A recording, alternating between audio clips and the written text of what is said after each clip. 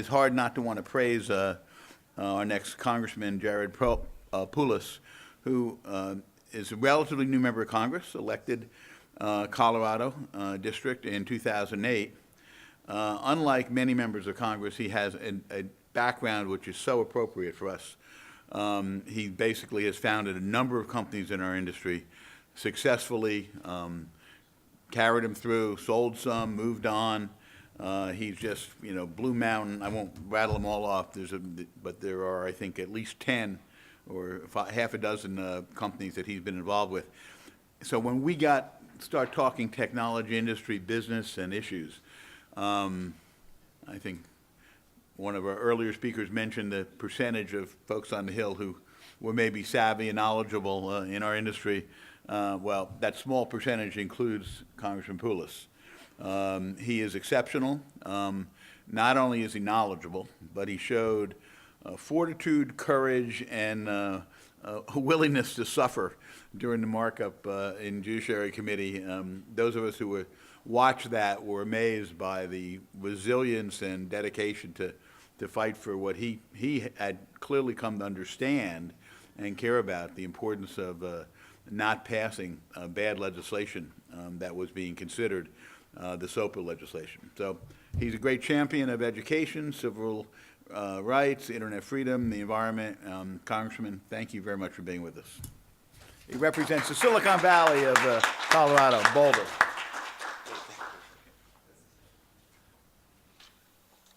For those of you who are watching that markup, we did have some fun in that markup. You had to when you're kind of chained there for several days. We were effectively Zoe Lofgren, myself, and Jason Chaffetz, and Daryl Issa were kind of the four of us and then we had a block of maybe 5 or 6 that would vote with us. But we were proposing a variety of amendments. But we even, they were all substantive, but we had to be, entertaining with some of them as well. So we were able to keep them busy long enough, and then the cavalry came through, which was the users of the internet, and some of your organizations were involved with that. And once Congress heard from their constituents, the project was shelved, rightly so, which was good news for innovation in the industry.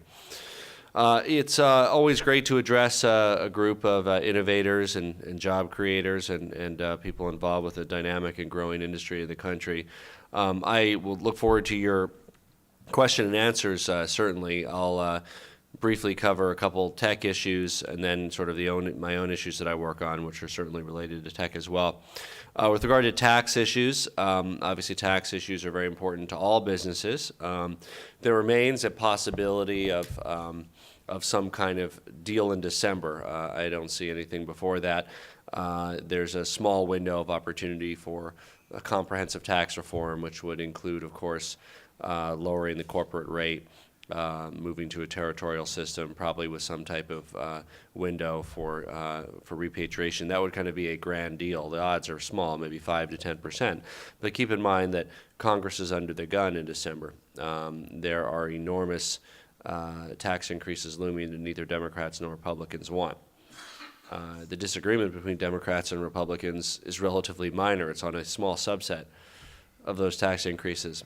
And so if both parties are able to work together, and it's never a given, but if they're able to work together, you'd think that they would be able to then preserve most or all of those tax rates, and perhaps do it in a way that has comprehensive tax reform as a component. So that will be our December, and of course some of that will also be determined by the outcome of the election. It's certainly also possible that the lame duck Congress will punt and do a short-term extension of all the tax cuts, leaving the work to the next Congress to figure out what's going on and have the opportunity once again to do a grand deal that would include corporate tax reform as well, bringing our rates more in line with international rates. So that's the general outlook on taxation. I'll be happy to field any of your specific questions about that as well. Intellectual property, I think, again, many in Congress have learned from the experience with SOPA and PIPA that they have to involve all stakeholders in a process and not just a particular group of people, in this case rights owners, but certainly those involved with the fair use economy and the innovation economy. are very much part of the discussion, including consumers themselves, and doesn't mean that our current policy framework is fully in place with regards to protecting intellectual property rights. It's not. There's certainly improvements. I'm a sponsor of the Open Act along with Darrell Issa that uses ITR as in terms of being able to look at trade sanctions for countries that are not enforcing intellectual property protocols, and there's other opportunities for protecting intellectual property as well in a multilateral way, and we look forward to working on those. The issues that I tend to focus on are education and also immigration reform. Those are two facets of human capital. Our human capital in our country, our creativity, our talent, our intellectual ability, and our ambition of our people is the greatest asset that America has. And that's something that all of your companies represent, the great ingenuity of the American people. And likewise, we will derive our future competitiveness and job growth from our human capital. And we get the very best and brightest in two ways. One is we grow our own, and that's education. The other is we import the best and brightest and hardest working from around the world, and that's immigration. We are not doing either sufficiently well to maintain our leadership in the global economy and maintain a strong and growing middle class in this country. In education, as a nation, we get maybe a B or B minus. On immigration, we get about an F. We really don't have an immigration system that anybody should be proud of. We have 15 million people here illegally, people that should be able to be here, that have advanced degrees, can't get here. It's chaos, it's a mess, it's lawlessness, it's doesn't serve to anybody's benefit. It doesn't serve the benefit of companies like yourselves. It doesn't, nor do the benefits of the service economy, to law enforcement, to the immigrants themselves whose families are torn apart. There's no one who benefits from the broken system of immigration we have. Education is a little bit more hit or miss, as you know. There are some fine schools in this country, and perhaps some of your children or grandkids attend those schools. There are also, as you're, I'm sure, aware, or you should be, public schools in this country that you would never want your child or your grandchild to go to. Schools that routinely have 50% graduation, 50% dropout rates, 60% dropout rates. Kids are falling further behind year after year with regard to their grade level. And as a country, we can't afford to squander our human capital in that fashion. And even in our so-called strong and performing schools, we need to do better vis-a-vis our international competition. And that's why I'm a strong supporter of Race to the Top, which encourages the Common Core Standards approach. We need to improve the accountability system for our schools, make sure that we are doing what we need to create children that are ready and that graduate and ready to go to college and are ready for 21st century jobs and competing in the global economy, which is just a reality of the way the world operates today. And we do some of that. We have great institutions of higher education. Certainly affordability of higher education is another legitimate issue. You hear Congress and the President wrestling with this now. Student loans, that's just a small part of it, but certainly the difference between 3.4 and 6.8% makes a difference for many families. But the larger issue is college is becoming harder and harder for middle-class families to afford in this country at the very time that a college degree is more necessary than ever to compete in the global economy. And there's a variety of reasons for that, but I think what we really need to do is figure out some of the cost drivers of higher education and do what we can to pull costs out of it. It's not like the universities are wallowing in cash. They're having a hard time getting by as well. So we need to look at some of those cost drivers. I think technology offers a lot of promise, online education as well, both in the primary and secondary front as well as the higher education front, hybrid education models, which are currently being experimented with in both K-12 as well as higher education as well, offer large potential for increased quality and cost savings as well. So those are some of the things I wanted to throw out there, but of course I'm happy to share what meager knowledge I may have with you and see if you have any suggestions for new policy directions that we should look into. Thank you. That's a great laundry list. I'll try to refrain myself from asking you the first question because I think we have some folks around the room who may want to jump in. If you could introduce yourselves too, that would be wonderful. I'm Jonathan Band. I'm outside counsel to CCIA, but I also have other clients in the technology and education space. I represent library associations, and actually the library associations in particular are very appreciative of all the work you've done on the, against the Research Works Act and in support of the Federal Research Public Access Act. But I think that this is an area where there's a lot of synergy between education and IP and technology, where we've found in the technology space sort of like open source software has been of enormous benefit and has really promoted innovation and great growth. And it seems that sort of open educational resources generally is a very fruitful way forward, and then in particular when there's federal funding, the notion that everything that when you have federally funded research, that should also be as open as possible seems logical, given that the government bears directly or indirectly the cost of 90% of the cost of creating a lot of these materials. That it makes sense that there should be public access to that. Yeah, and as you know, I support that. In fact, I just mentioned it unbeknownst to my wonderful staff in the back. We have Rafael Ranieri and Daniel Lovato. Unbeknownst to them, I was blogging late last night, as I tend to do. I was on Reddit, and we were talking about higher education and drivers of cost. And I actually mentioned that bill as the passage of that bill would actually, not in a major way, but it would reduce some of the costs associated with higher education. This is basically saying that, when you have an NIH grant that's funding research or a DoD grant or whatever it is, that research has to be made public rather than exclusively published in a proprietary subscription-only journal. So for academic progress to be able to move at a faster pace, we should be able to have open, sharing of those results. So that's what that bill would do, and as you mentioned, I'm a supporter of it. And it is one of those small but actual cost drivers of higher education. Obviously, this would work to the detriment of the professional journal industry and the academic journal industry, but again, we have to look at effectively technology there still is a role for, the peer review process and the actual journal, but in terms of the business model of academic journals of 50 to 100 years ago, it's a very different business model today. The information is widely available, and yes, some progress on that front would help reduce some costs in higher education, as well as expand academic discourse.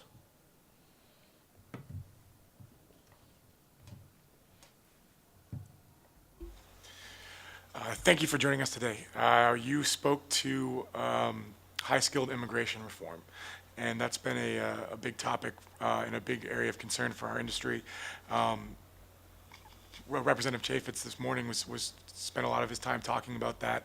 I was talking to Daryl Issa yesterday at the CCIA event, and he spent a lot of time talking about that as well. And I was wondering if you can give us any insights in the chances of possibly getting through high-skilled immigration reform separate from the messier comprehensive immigration debate. Well, I think, Representatives Chaffetz and Issa could do so much more than me as members of the majority party. Did they give any indication that they were interested in bringing forward such proposals to the House? Yes, they said that, they weren't giving any guarantees, but they said they thought the window was opened, at least after the election, to possibly. Well, I'll believe it when I see it. It'll certainly have my support.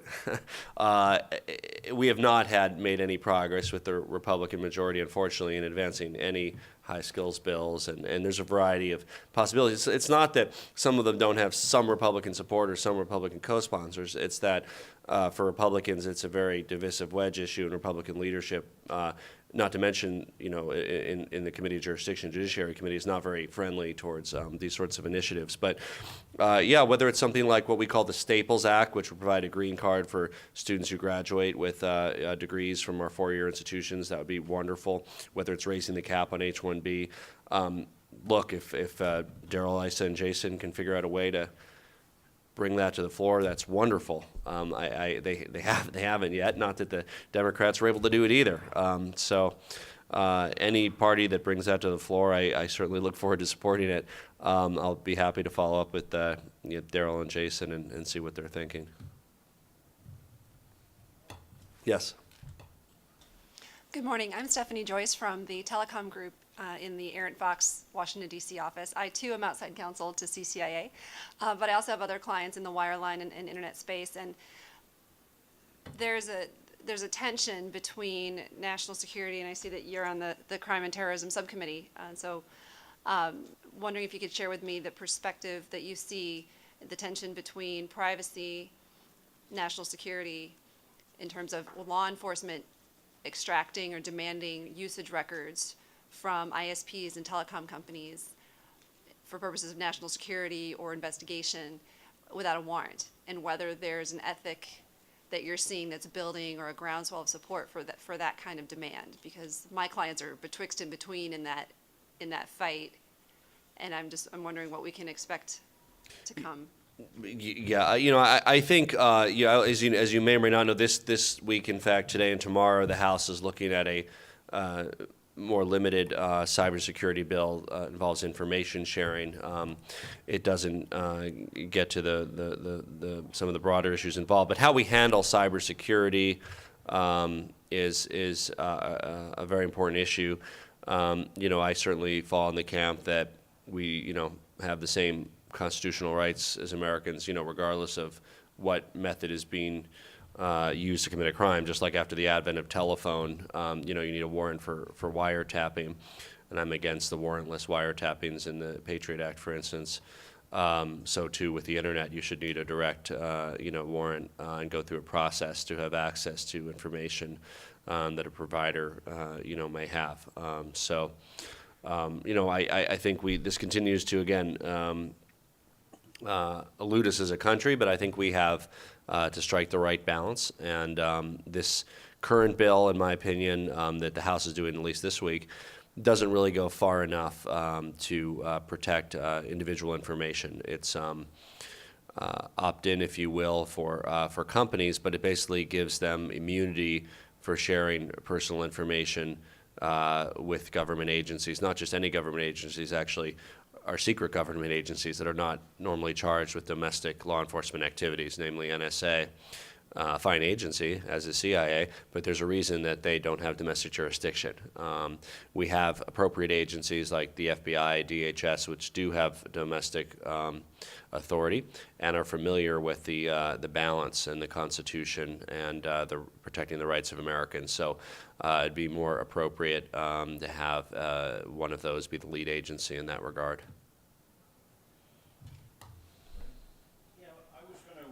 Ask Congressman about this, what sure looks like the train wreck coming on tax policy. You started off with some thoughts on that.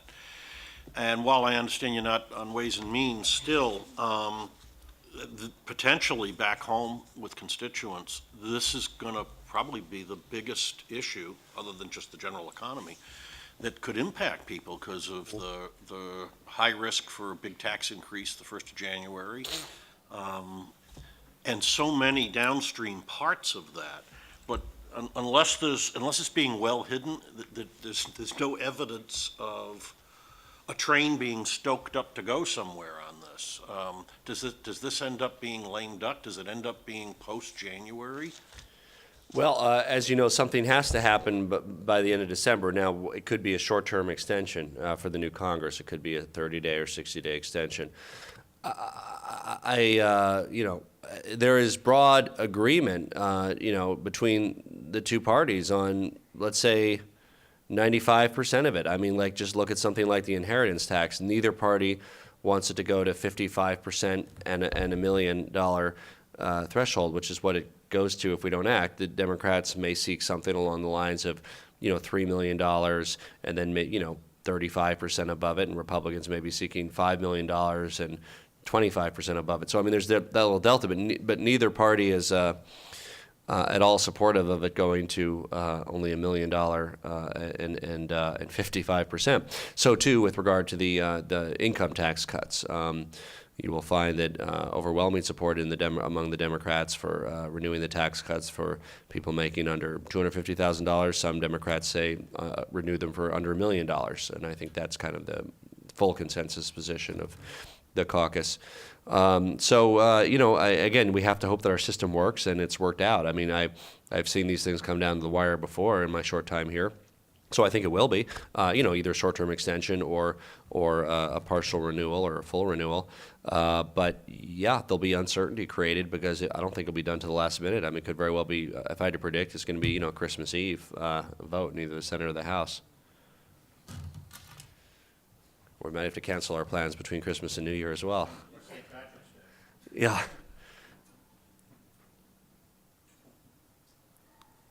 Very good. Any final question before we go to my good Morning, friend from Congressman. California? Let me throw just something out to think about. Sure. I don't know to what extent it's been brought to people's attention in the Hill a whole lot, but there is a major National Academy of Sciences study on copyright, which has been going on for a couple of years. I don't have a good read on when it's going to come out, but it's coming down the road. And I think, I guess I'd urge, frankly, you're one of the few people who really understand the complexity of the issue, and tune in to what they're doing, and at the right time, clearly some hearings on that might make sense, something to accomplish on that front. When's it due? Matt, do we have an idea? Sometime soon? Okay. They've been working on it for a while. Well, and we just ping me hear and let they're me coming. know, in the rush of things here, I might otherwise miss it. So let me know when it comes out. And if there's an executive summary, we can try to circulate that as a dear colleague letter to raise awareness. And I look forward to reading it as well.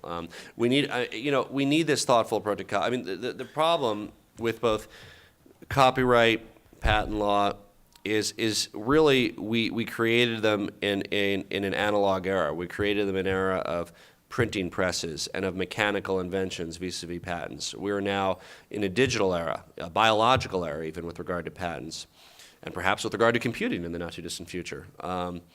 And fundamentally, it requires us to rethink our framework for intellectual property, and we haven't done so.